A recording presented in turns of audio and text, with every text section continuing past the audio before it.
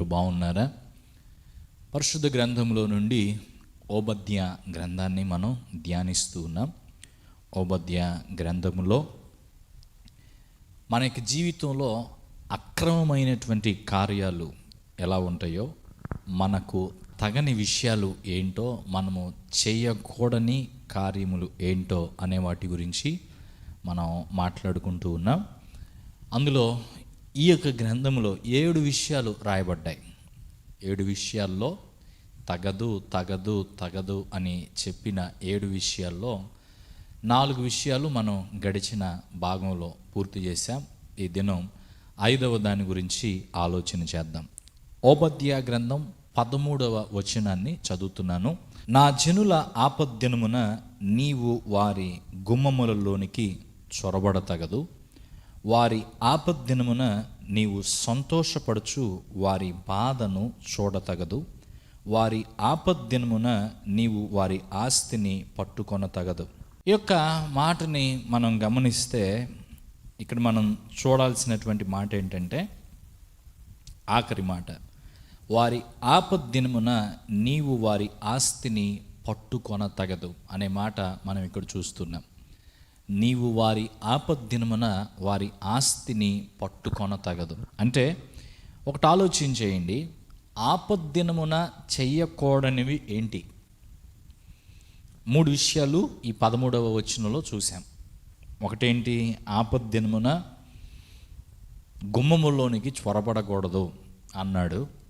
2, ఆపద్దినమున సంతోషపడుతూ బాధను చూడకూడదు అన్నాడు. 3, ఆపద్దినమున ఆస్తిని పట్టుకొనతగదు. ఇప్పుడు ఒక వ్యక్తికి ఆపద కలిగింది. ఇప్పుడు వేరే కలిగినటువంటి ఆపద గురించి మనం ఆలోచిస్తే, యుద్ధంలో ఓడిపోయారు, అధికారాన్ని కోల్పోయారు, శత్రువులు వారి గుమ్మముల లోపలికి వచ్చేసారు, శ్రేష్టమైన వస్తువులు తీసుకొని వెళ్ళిపోతూ ఉన్నారు. అయితే అలాంటి సమయంలో ఎదోమీయులు వారికి సహాయం చేయాలి. ఎవరికి? తీసుకెళ్ళిపోతున్న వారికి కాదు, బాధలో ఉన్నటువంటి యూదులకు, అధికారం కోల్పోయిన యూదులకు. వారికి సహాయం చేయాల్సింది పోయి వీరు బబులోనీయులతో పాటుగా గుమ్మములోనికి చొరబడటం. 2, సంతోషపడుతూ వారి బాధను చూడటం. అంటే ఏంటంటే, వీళ్ళకి ఈ గతి పట్టాలని ఎన్నో రోజులుగా వీరు ఎదురు చూశారు అనేది అక్కడ స్పష్టంగా అర్థమవుతుంది. కొన్నిసార్లు చూడండి, పలానా ఆయన చనిపోయాడండి అని ఎవరైనా ఒక మాట చెప్తే, అయ్యో అవునా అనేది ఒక స్పందన. ఆ స్పందన కాకుండా ఇంకొక స్పందన కనపడుతుంది. ఆ స్పందన ఏంటో తెలుసా? ఇప్పుడు చనిపోయాడా, అతను ఎప్పుడో పోవాల్సిందే అనే స్పందన ఒక వ్యక్తి నోట్లో నుంచి వచ్చిందని అంటే దాని అర్థం ఏంటి? ఆ వ్యక్తిని ఈ వ్యక్తి ప్రేమించటం లేదు, ఏదో లోపల కోపం ఉంది. పైగా అతను మరణించినందుకు ఇతనిలో ఏమాత్రం బాధ లేదు, సంతోషపడుతున్నాడు. దానికి మించి ఇక్కడ మనం ఇంకోటి ఏం చూస్తున్నామంటే, వారి ఆపద్దినమున వారి ఆస్తిని పట్టుకొనతగదు. ఇప్పుడు చూడండి, ఆస్తిని పట్టుకోవటం అని అంటే ఇక్కడ మనం గ్రహించాల్సిన సత్యం ఏంటంటే, అధికారాన్ని కోల్పోయినప్పుడు, యుద్ధంలో ఓడిపోయినప్పుడు, ఒక నిస్సహాయమైన పరిస్థితిలో ఉన్నప్పుడు ఇక అందరికీ లోకు అయిపోతాం. మనుషులు మనతో ప్రవర్తించే విధానంలో చాలా తక్కువగా మనల్ని చూస్తారు. వాళ్ళు ఏం చేసినా తిరిగి మనం ఏమి చేయలేని దుస్థితిలో ఉంటాం. దేనికి కూడా ఏమి చేయలేని దుస్థితిలో ఉంటాం. సో అందులో భాగంగా ఇక్కడ మనం గ్రహిస్తే, ఆలోచిస్తే, బబులోనీయులు వచ్చి యూదులకు సంబంధించినటువంటి వస్తువులను, శ్రేష్టమైన వాటన్నిటినీ పట్టుకొని వెళ్ళిపోతూ ఉంటే, వాస్తవంగా ఈ ఎదోమీయులు ఏం చేయాలంటే, యూదులను ప్రేమించేవారైతే ఏం చేయాలి? అడ్డుపడాలి. వాళ్ళ దగ్గర నువ్వు తీసుకెళ్తావా అని అడ్డుపడాలి. అడ్డుపడ్డం పక్కకు పెట్టి వీళ్ళేంటంటే భాగాలు వేసుకుంటున్నారు. ఓ నీకు ఇది, నాకు ఇది అని భాగాలు వేసుకుంటూ బాధపడుతున్నటువంటి వారిని మరి ఎక్కువగా బాధ పెట్టడానికి, ఇప్పుడు ఈ సమయంలో నేనేం చేసినా వాళ్ళు ఏం చేయలేరు తిరిగి అన్న ఆ ఆలోచన కలిగి వారి దగ్గర నుండి వాళ్ళ యొద్ద ఉన్నటువంటి శ్రేష్టమైన వస్తువులను లాగేసుకునేటువంటి వారుగా, తీసుకెళ్ళిపోవటానికి ప్రయత్నం చేసేటువంటి వారుగా ఉంటూ ఉన్నారు. అదే రాశాడు ఇక్కడ, వారి ఆస్తిని పట్టుకోవటం. ఎప్పుడు? ఆపద్దినమున. బాగా ఆలోచన చేయండి. ఆపద్దినమున కాకుండా వారి ఆరోగ్యం మంచిగా ఉన్న రోజున, వారు క్షేమంగా ఉన్న రోజున వారి ఆస్తిని పట్టుకోవటానికి ఎదోమీయులు పరిగెడితే, బబులోనీయులు పరిగెడితే యూదులు ఊరుకుంటారా? నో. సో ఇప్పుడు వాళ్ళ ఆస్తిని పట్టుకోవాలి, లేకపోతే వాళ్ళ ఆస్తిని సంపాదించుకోవాలంటే కరెక్ట్ టైం ఎప్పుడు? ఇది అసలైన అవకాశం. ఈ అవకాశం పోతే మరలా రాదు అన్నట్టుగా ఈ అవకాశాన్ని సంపూర్ణంగా చేజిక్కించుకుంటూ, సంపూర్ణంగా ఉపయోగించుకుంటూ వారి ఆస్తిని పట్టుకోవటానికి పరుగులు పెట్టారు ఈ ఎదోమీయులు. ఈ మాటలు వింటుండగా వీళ్ళు చేసిన పాపం ఏంటంటే, ఒక్క మాటలో ఏం చెప్పొచ్చు అంటే దోచుకోవటం. ఎదుటి వ్యక్తి దగ్గర ఉన్నదాన్ని దోచుకోవటం. దోచుకోవటం అనేది ఎప్పుడు జరుగుతుంది? ఎక్కువ సందర్భాల్లో, దాదాపుగా అన్ని సందర్భాల్లో ఒక వ్యక్తి యొక్క నిస్సహాయ స్థితిని బట్టి దోచుకుంటారు. నిస్సహాయ స్థితిని బట్టి. ఆ వ్యక్తి నిస్సహాయమైన స్థితిలో ఉన్నాడు. ఇప్పుడు నేను ఏం చెప్పినా వింటాడు, ఇప్పుడు నేను ఏం చేసినా నన్నేమి చేయలేడు అనుకున్న సమయంలో ఆ వ్యక్తిని దోచుకోవటానికి ఇతరులు తెగించేవారుగా ఉన్నాయి. ఇప్పుడు చూడండి, మనం ఉంటున్న సమాజంలో ఈ దోచుకునే కార్యక్రమం ఎంత ఎక్కువగా జరుగుతూ ఉందో. ప్రతి వ్యవస్థలోనూ దోచుకునేవారు ఉన్నారు. పని చేయించుకునేటువంటి వారు దోచుకుంటున్నారు. పని కోసం, కూలి కోసం వచ్చారు, డబ్బుల కోసం వచ్చారు. వాళ్ళకి నేను డబ్బులు ఇవ్వాలంటే నేను చెప్పినట్టుగా వారు వినాలి. సో నేను ఎంతసేపు పని చేయమంటే అంతసేపు వాళ్ళు పని చేయాలి. మారు మాట్లాడకుండా పని చేస్తారు. కాబట్టి వారి శ్రమను దోచుకోవటం, పైగా వారికి ఇవ్వాల్సినటువంటి కూలి డబ్బులు వెంటనే ఇవ్వకుండా అవి బిగబట్టుకోవటం, పైగా అవి బిగబట్టుకొని ఈ డబ్బులు నేను మీకు ఇవ్వాలంటే మరలా రేపటి రోజున ఈ విధంగా పనిచేయాలి, లేదా కొన్ని రోజులు ఇలా పనిచేస్తేనే నేను మీకు ఆ డబ్బులు ఇస్తాను అని మాట్లాడడం. ఇందులో ఏం జరుగుతుంది? వారి శ్రమను దోచుకోవడం. ఒక వ్యక్తి మన దగ్గరికి ఏదైనా సహాయం కోసం వస్తే, ఏదైనా అవసరమై వస్తే, ఆ వ్యక్తి ఏ అవసరం నిమిత్తం మన దగ్గరికి వచ్చాడో ఆ అవసరాన్ని ఆ వ్యక్తికి తీర్చాల్సింది పోయి, ఆ విషయంలో ఆ వ్యక్తికి సహాయం చేయాల్సింది పోయి ఎలా ప్రవర్తిస్తున్నామో తెలుసా? ఎలా మనం నడుచుకుంటున్నామో అంటే, ఆ వ్యక్తి ఆ అవసరం తీరే వరకు మనం ఏం చెప్పినా వింటాడు.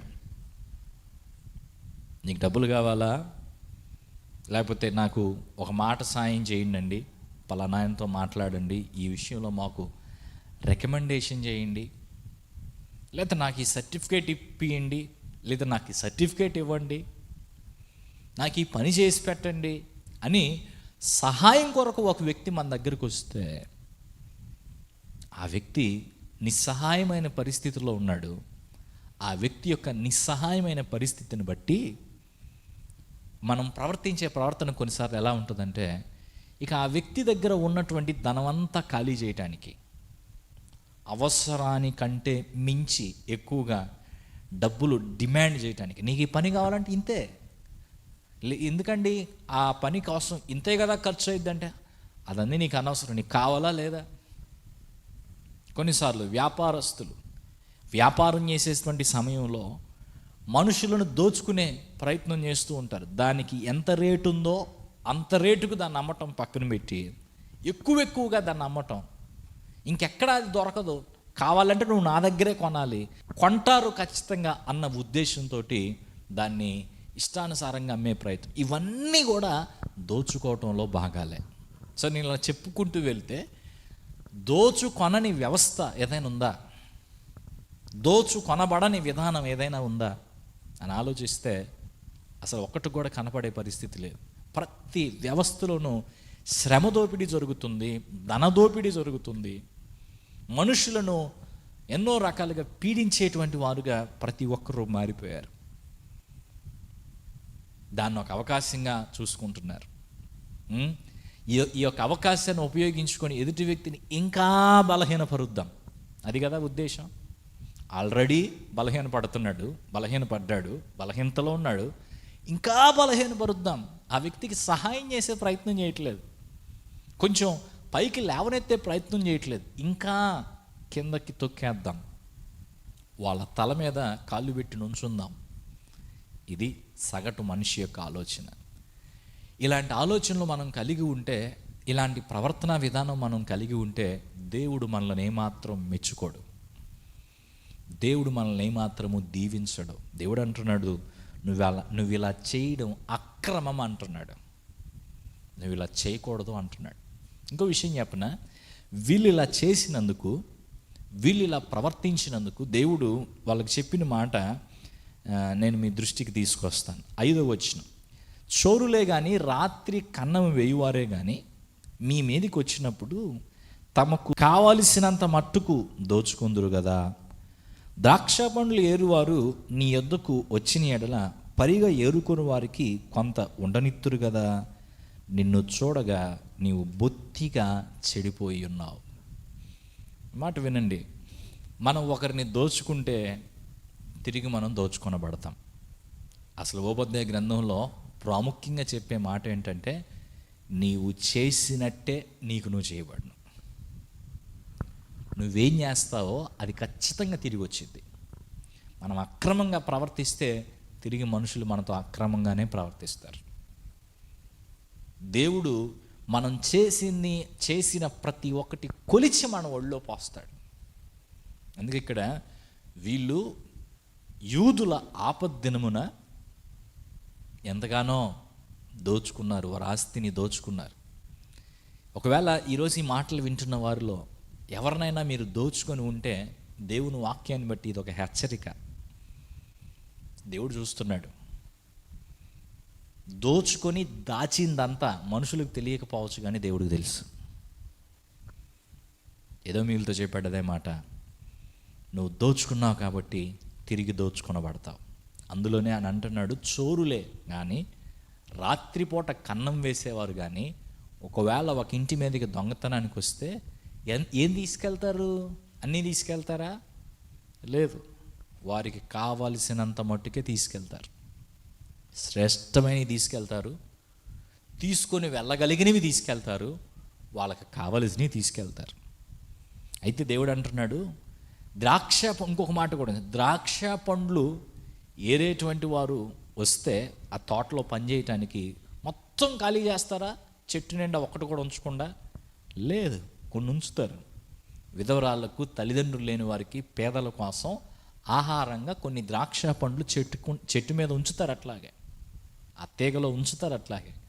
కానీ ఏమీ విడవబడకుండా నువ్వు దోచుకొనబడతావు. ఇది నెరవేరింది ఓబద్య ప్రవచనం. ఈ యొక్క ఎదోమీయులు వారు చేసినటువంటి కార్యాలను బట్టి తిరిగి ఆ ప్రతిఫలాన్ని పొందారు. ఓబద్య ప్రవక్త ద్వారా దేవుడు ఏ విషయాలు తెలియపరిచాడు అక్షరాలా జరిగాయి. వీళ్ళు దోచుకొని వాళ్ళు ఉంటున్నటువంటి ఆ షేయూరు పర్వతంలో జాగ్రత్తగా కొన్ని గుహల్లో వారు దాచిపెట్టుకున్నటువంటి ధనం అంతా శత్రువుల చేతికి చిక్కింది. వారి అధికారాన్ని కోల్పోయే పరిస్థితి, వాళ్ళ పేరే లేకుండా పోయింది. ఎదోమీయులు కాస్త కొన్నాళ్ళకి ఇదూమీయులు అని పిలువబడ్డారు. నేమ్ కూడా చేంజ్ అయిపోయింది. కాబట్టి ఈ దినం దేవుని మాటలు వింటుండగా ఆపద్దినమున మన యొక్క ప్రవర్తనలో ఎట్టున్నాయి, ఇతరులతో మన యొక్క ప్రవర్తన ఎలా ఉంది, వారిని ప్రేమించే వారంగా మనం ఉండాలి, వీలైనంత సహాయం వారికి చేసే వారంగా ఉండాలి. అది పక్క నుంచి వారి ఎడల ఈ విధంగా ఎదోమీయులు ప్రవర్తించినట్లు దోచుకునే ప్రవర్తన మనం కనబరిస్తే, ఇతరులను దోచుకునే వారంగా మనం ఉంటే దాన్ని బట్టి ఎంతగానో నష్టపోయే వారంగా ఉంటాం. ఎందుకంటే మన దేవుడు ప్రతిఫలం ఇచ్చేవాడు, ఎవరికి రావాల్సినటువంటి ప్రతిఫలం వారికి ఇస్తాడు. కాబట్టి ఈ దినం దేవుని మాటలు వింటుండగా దేవుని వాక్యాన్ని బట్టి జాగ్రత్త పడదాం, ఆలోచన చేసుకుందాం, మన ప్రవర్తనలు మార్చుకుందాం. ఏ కారణం చేత ఏ ఒక్కరిని దోచుకునే ప్రయత్నం చేయొద్దు. న్యాయంగా నడుచుకుందాం. అన్యాయంగా, అక్రమంగా ఒక వ్యక్తి యొక్క బలహీన స్థితిలో ఇంకా బలహీనపరిచే పనులు చేయొద్దు, బాధ పెట్టే పనులు చేయొద్దు. వారిని సంతోషపరిచే పనులు, చేయుత ఇచ్చే పనులు మనము చేయడం ద్వారా దేవుని దీవెన పొందుకుందాం. పరిశుద్ధుడైన తండ్రి, మా జీవితాల్లో ఏదో మీరు ప్రవర్తించినట్టుగా ఇతరుల యొక్క ఆపద దినాల్లో వారి ఆస్తిని పట్టుకొని పోయేటువంటి ఉద్దేశాలు మేము కలిగి ఉండకుండా మా యొక్క ప్రవర్తన జాగ్రత్తగా చూసుకోవటానికి సహాయం చేయండి. మేము ప్రవర్తిస్తున్నటువంటి యొక్క తీరు నీకేమాత్రం నచ్చదని, ఒకరి నిస్సహాయ స్థితిలో ఆ వ్యక్తిని మరింత నిస్సహాయతలోనికి తీసుకెళ్లే చర్యలు మేము చేయకూడదని మీరు మాకు జ్ఞాపకం చేసిన విధానం కొరకు వందనాలు చెల్లిస్తూ ఉన్నాం. మా యొక్క జీవిత విధానంలో అలాంటి ప్రవర్తనకు మేము ఇక తావివ్వకుండా జాగ్రత్తగా నడుచుకునే జీవితాలు మాకు మీరు దయచేయండి. ఇప్పుడు వరకు మేము అలా నడుచుకున్నందుకు మమ్మల్ని మన్నించండి, క్షమించండి. ఎవరు ఈ మాటలు విని నీ సన్నిధిలో ప్రార్థిస్తున్నారో అటు వారిని క్షమించి వారి మార్గాలను దిద్దుకొని ఇక ఏమాత్రము ఎవరిని దోచుకొనక చక్కని ప్రవర్తన కలిగి ఉండుటకు సహాయం చేయమని ప్రార్థిస్తున్నాం. నీవు చేసినట్టే నీకును చేయబడును అనే ఈ మాట ప్రతి వ్యక్తిని ప్రభువా ఆలోచింపజేసి నీ వైపు, నీ మార్గంలో, భూలోకంలో మీరు నిర్ణయించిన సమయం అంతట్లో చక్కగా జీవించినట్లు సహాయం చేయమని యేసయ్య నామంలో ప్రార్థిస్తున్నాం తండ్రి, ఆమేన్. ప్రభు మీకు తోడై ఉండి ఏ ఒక్కరిని వారి యొక్క నిస్సహాయ స్థితిలో బాధించకుండా అనేకులకు చేయుత ఇవ్వగలుగునట్లు మిమ్మల్ని నడిపించునుగాక.